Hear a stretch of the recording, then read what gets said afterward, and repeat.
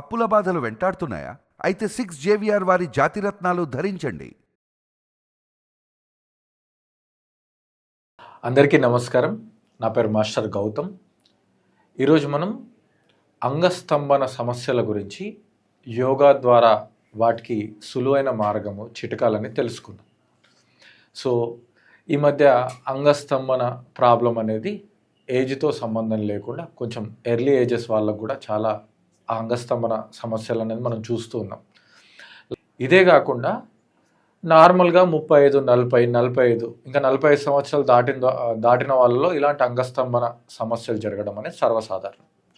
అయితే ఫస్ట్ మీరు గుర్తుంచుకోవాల్సిన విషయం ఏంటంటే erectile dysfunction is not a disease, it is just a disorder. డిసీజ్కి డిసార్డర్కి చాలా తేడా ఉంది.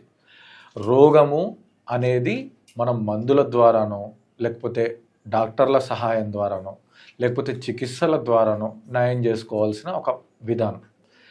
అదే డిసార్డర్ అనుకోండి, మన లైఫ్ స్టైల్ని మార్చుకుంటే సెట్ అయిపోతుంది. అంటే దీంట్లో కూడా డాక్టర్స్ లేదంటే ఏదైనా మెడిసిన్ అవసరం ఉంటే మనం తీసుకుంటాం, కానీ ఇది లైఫ్ స్టైల్కి సంబంధించింది. ఓకే, సో అన్ని మిగతా ప్రాబ్లంలానే ఈ ఎరెక్టైల్ డిస్ఫంక్షన్ కూడా సైకోసోమాటిక్ ప్రాబ్లం, అంటే స్ట్రెస్ వల్ల వచ్చే ప్రాబ్లమే. ఇది మీరు ఫస్ట్ అండర్లైన్ చేసుకోండి. అయితే ఇది మనం ఎవరికి చెప్పుకోలేము, ఇది ఒక మనం అవమానంగా భావిస్తాము. సో ఇతరులతో డిస్కషన్ చేయలేము. ఈ ప్రాబ్లం అనేది చాలా చాలా చాలా చాలా స్ట్రెస్ని మనం క్రియేట్ చేస్తూనే ఉంటుంది సొల్యూషన్ కాకుండా. సో మీరు గుర్తుంచుకోండి, మీ యొక్క ఫిజికల్ స్ట్రెంగ్త్ని మెంటల్ స్ట్రెంగ్త్ని కనుక ఇంప్రూవ్ చేసుకుంటే ఈ ప్రాబ్లం అనేది ఈజీగా సాల్వ్ అవుతుంది. సో తీసుకునే ఆహారం చాలా ఆరోగ్యకరంగా ఉండాలి. అట్ ది సేమ్ టైం మీరు డైలీ 3000 నుంచి 4000 అడుగులు వాకింగ్ చేయాల్సిందే. అప్పుడు మీ బాడీలో స్ట్రెంగ్త్ వస్తుంది. ఇది కాకుండా ఏదైనా రెండో ఆప్షన్, మీరు జిమ్కి వెళ్తారా, యోగా చేస్తారా, లేకపోతే ఏదైనా స్పోర్ట్స్ ఆడతారా, అది రెండోది. ఎలోన్ వాకింగ్ మాత్రమే మీకు పర్మనెంట్ సొల్యూషన్ కాదు. వాకింగ్ ఇక్కడ ఓన్లీ ఫర్ వామప్పే. అది కంపల్సరీ వామప్. ఎందుకంటే తల నుంచి కాలి బొటన వేలు వరకు శరీరంలో ఉన్న అన్ని భాగాల్ని వాకింగ్ కొంచెం ఎనర్జైజ్ చేస్తుంది. ఇప్పుడు మన యోగాలో కొన్ని ప్రాక్టీసెస్ని మనం చేద్దాం. ఈ ప్రాక్టీసెస్ అనేది మీకు ఎరెక్టైల్ డిస్ఫంక్షన్ ఉన్న వాళ్ళకి కేవలం 85 నుంచి 90 రోజుల్లో మంచి రిజల్ట్స్ ఇస్తుంది. ఓకేనా? సో ఫస్ట్ ప్రాక్టీస్ని ఏమంటారు అంటే బటర్ఫ్లై ప్రాక్టీస్. సో మీరందరు కింద మ్యాట్లో ఇలా ప్రశాంతంగా కూర్చోండి. కూర్చున్న తర్వాత 2 కాళ్ళని ఇట్లా ఫోల్డ్ చేసుకోండి. వీలైతే వేళ్ళని పట్టుకోండి. పట్టుకున్న తర్వాత మీకు ఎంత వీలైతే అంత హీల్స్ని లోపలికి తీసుకెళ్ళి మీ వెన్నపూస నిటారుగా ఉంచి మీ యొక్క జననేంద్రియాల మీద ఫోకస్ చేసి కళ్ళు మూసేయండి. ఇప్పుడు ఈ మోకాళ్ళని పైకి కిందికి అలా బటర్ఫ్లై లాగా ఒక పక్షి రెక్కలు కొట్టుకున్నట్టు పైకి కిందికి అలా మూమెంట్ ఇవ్వండి. ఒక 25 నుంచి 30 సార్లు, వీలైతే 50 సార్లు చేయండి. అయితే స్టార్టింగ్లో మనకు అలవాటు లేకపోతే కొంచెం బ్యాక్ పెయిన్ అనిపిస్తుంది. అలా బ్యాక్ పెయిన్ అనిపించిన వాళ్ళు కొన్ని కౌంట్స్ చేసి అలా ఆపండి, మళ్ళీ కొన్ని కౌంట్స్ చేయండి. సో ఒక్కసారి మీకు అలవాటు అయింది, ఈ ప్రాక్టీస్లో నాకు నిజంగానే కంఫర్ట్ ఉంది అంటే అప్పుడు ఇంకా కొంచెం పైకి కిందికి చేయండి. చూడండి, పైకి కిందికి. సో ఇక్కడ మనం కాళ్ళను కదిలిస్తున్నాం, కానీ ఈ మొత్తం శక్తి అనేది మన జననేంద్రియాల మీద పడుతుంది. ఓకేనా? ఇది ఫస్ట్ ప్రాక్టీస్. సెకండ్ ప్రాక్టీస్ ఏంటి అంటే ఇలానే కూర్చోవాలి, మోకాళ్ళని వీలైనంత వరకు కిందికి తీసుకెళ్ళాలి.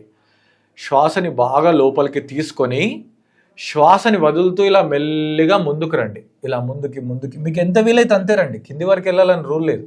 ఇలా వెళ్ళడం వల్ల ఆ జననేంద్రియాల మీద మీకు కొంచెం ప్రెజర్ క్రియేట్ అవుతుంది. సో ఇలా ఆగిపోండి. అందరికీ ఇలా కిందికి వెళ్ళడం రాకపోవచ్చు, బట్ మీరు ఇక్కడి వరకు ఆపినా సరే లైట్గా ప్రెజర్ క్రియేట్ అవుతుంది. మళ్ళీ పైకి రండి, కొంచెం కిందికి రండి, అలా ప్రెజర్ క్రియేట్ అవుతుంది, పైకి రండి. సో ఒక 10 సార్లు చేయండి. అలా ముందుకు వచ్చిన ప్రతిసారి ఒక 8 నుంచి 10 సెకండ్ల పాటు ఆగండి, తర్వాత పైకి వచ్చేసండి. So first practice butterfly, second practice ఇలా ముందుకు వచ్చి హోల్డ్ చేయడం బటర్ఫ్లైలో. ఓకేనా? సో దీన్ని బద్ధకోణాసనం అని కూడా అంటారు. తర్వాత మూడో ఆసనం ఏంటి అంటే మీ 2 కాళ్ళని ఇట్లా కొంచెం దూరం పెట్టుకోండి. ఓకేనా? దూరం పెట్టుకొని సేమ్ మీ ఫోకస్ అనేది మీ జననేంద్రియాల మీదనే ఉండాలి. చాలా పాజిటివ్గా చేయాలి. అగ్రెసివ్గా, ఫాస్ట్గా అలా ఏం చేయకూడదు. చాలా ప్రశాంతంగా మీ బ్రీత్ని దృష్టిలో పెట్టుకొని పాజిటివ్గా చేయాలి. ఈ 2 చేతులు అలా ఇంటర్లాక్ చేసి చెస్ట్ మీద పెట్టుకొని, ఇంతకుముందు మనం పిండి రుబ్బే వాళ్ళం కదా, విసరలి తిరగలి అంటాం కదా. సో తిరగలి ఆసనం, చక్కి చలాసనం అంటారు దీన్ని. Take a deep breath in, breath out చేస్తూ ముందుకి ఇలా మొత్తం తిరిగి మళ్ళీ బ్రీత్ ఇన్ చేస్తూ సెంటర్, 2 సెంటర్, 3 సెంటర్.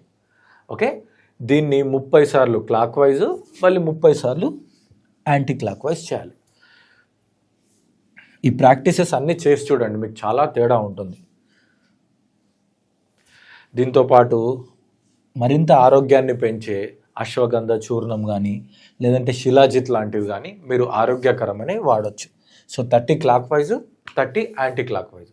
ఈ ప్రాక్టీస్ చేసిన తర్వాత ప్రశాంతంగా కూర్చొని కళ్ళు మూసుకొని deep breath in, slow breath out చేయండి. అంటే ఏంటి, మన శరీరంలో ఏ ప్రాబ్లం రావడానికి కారణం ఏం చెప్పాను, స్ట్రెస్. ఆ స్ట్రెస్ రావడానికి కారణం ఏంటంటే మనం సరి అయిన శ్వాస తీసుకోకపోవడం అని అర్థం. మీరు కావాలి అని అంటే మీ శ్వాసకి మైండ్కి లింక్ ఉందా లేదా గమనించండి. ఎప్పుడు మీ మనస్సు రకరకాల ఆలోచనలతో అల్లకల్లోలంగా ఉంటుంది. అలా స్ట్రెస్ఫుల్గా ఉన్న మనిషి అలా కళ్ళు మూసుకొని మొత్తం సిస్టమ్ సెట్ రైట్ అయిపోతుంది కదా. సో ఈ ప్రాక్టీస్ అన్నీ చేసిన తర్వాత ఒక 5 నిమిషాల పాటు కళ్ళు మూసి deep breath in, slow breath out చేయండి. ఇంకేం అవసరం లేదు. డీప్ బ్రీత్ ఇన్ అంటే ఎక్కువ గాలి లోపలికి తీసుకొని మీ లంగ్స్ అంతా కూడా ఫిల్ అయిపోయి ఎక్స్పాన్షన్ అవ్వాలి. స్లో బ్రీత్ అవుట్ అంటే కంప్లీట్గా మీ లంగ్స్ అంతా ఎంటీ అయిపోవాలి. ఈ ప్రాక్టీసెస్ అన్నీ చేసుకొని మీరు 90 రోజుల పాటు చేస్తే మీకు మంచి రిజల్ట్స్ ఉంటాయి. ఒకవేళ ఇంకా మీకు ఇందులో ఏదైనా డౌట్స్ ఉన్నా, మీకు ఇంకా ఏదైనా గైడెన్స్ కావాలన్నా కింద స్క్రోల్ అయ్యే నెంబర్కి కాల్ చేయండి. Thank you. Have a great day.